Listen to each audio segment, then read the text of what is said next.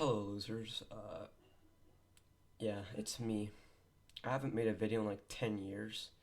So, yeah, let me explain why. So, I was in the middle of making my Gary's Mod project, but then I just got bored of it and decided not to make it anymore.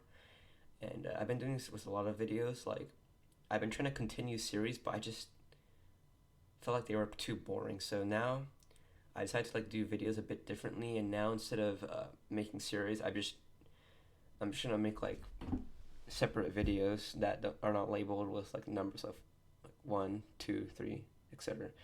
And yeah, so this video is like a sequel to the JDK and JRE video where you have to install Java Development Kit and Java Runtime Environment. You need both of those for today's video, so go ahead and watch that video.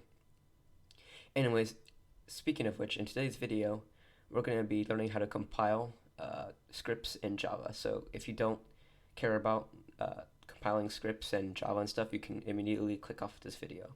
Yes, that means you, Sir Donuts. You probably already got bored and clicked off. Anyways, you just need to make sure that you have the bin folder in your Java folder, which can be found in your program files and local disk. It might be in the times 86 one, but for me it was in the it was in the regular program files. It wasn't the Java. Jeez, I'm stupid. And basically go to the bin folder in the JDK one, not the JRE one, and find the Java compiler variable. You need that in order to compile your scripts. So make sure you have the latest version of this, okay? And once you do, open any text editor. For this video, I'm using WordPad, but Notepad is also okay. The concept is basically the same in all of these. It's just, you just need to have something that can be saved into a .java folder. So even Oracle works too. Oracle, I'm so stupid. I can't speak today. Eclipse works.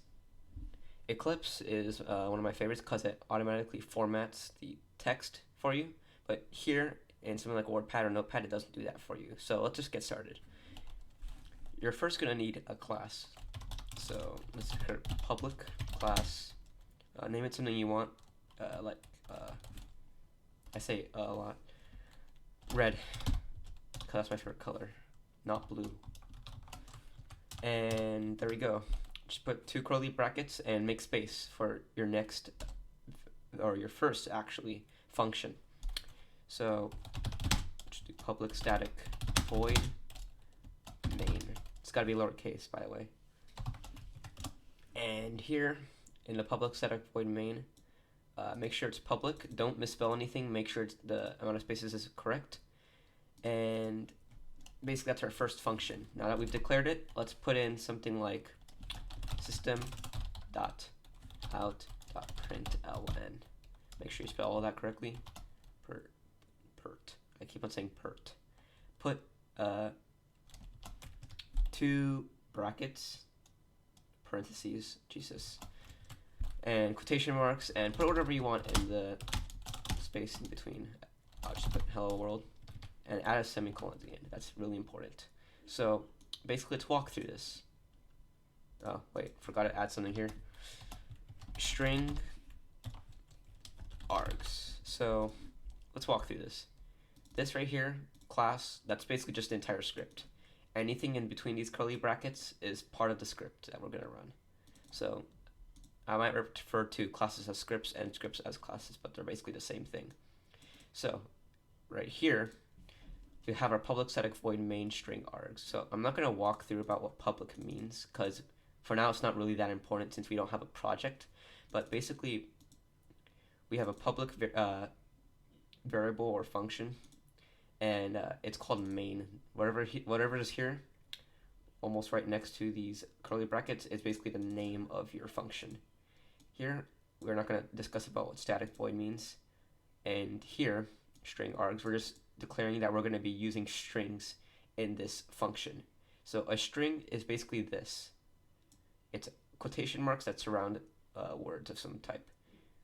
Without these quotation marks, basically this is just a variable. And we have to declare that variable, but we haven't, so yeah. So the string args means that we're going to be using strings in our arguments. So everything in these parentheses are arguments basically. And right here we have system.out.println. Basically, this whole entire variable function thing basically means that we're just going to be printing something. So no, we're not actually going to be printing out of a printer, but like when you run this in a console of some sort or a command prompt, if you're on Windows, this will just basically let the computer know that they need to type whatever's in this. So without these quotation marks, it will not print a string, and without this, you can't even use the string. So don't forget to add the semicolons at the end of these parentheses or any function. Not these. If they have curly brackets, you don't need to add anything to them.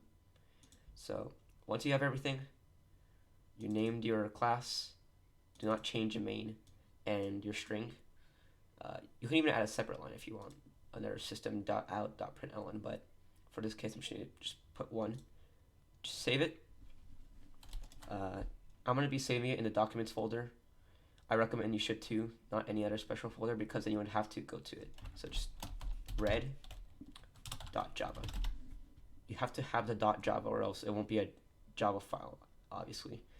And name it your class, because that's what it's supposed to be.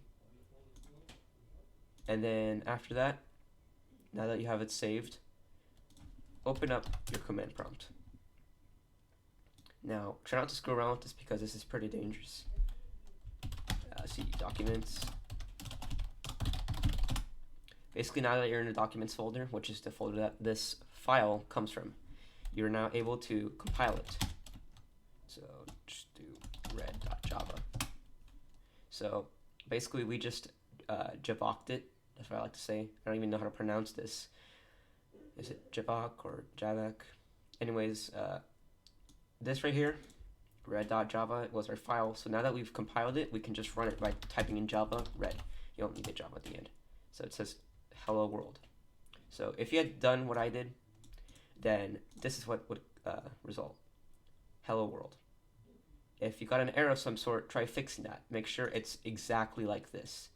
In Java, if you make like a single mistake and not follow the syntax, then you will result in the error and hello world won't come out.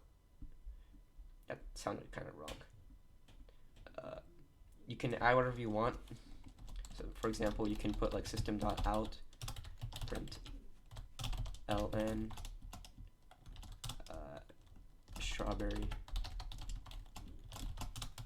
and basically you can add whatever you want. Doesn't matter how many times you do it.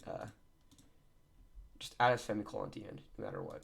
So now that you've changed it and saved it, you need to compile it again so that the console can read it. So now I should say strawberry. So yeah, that's basically the basics.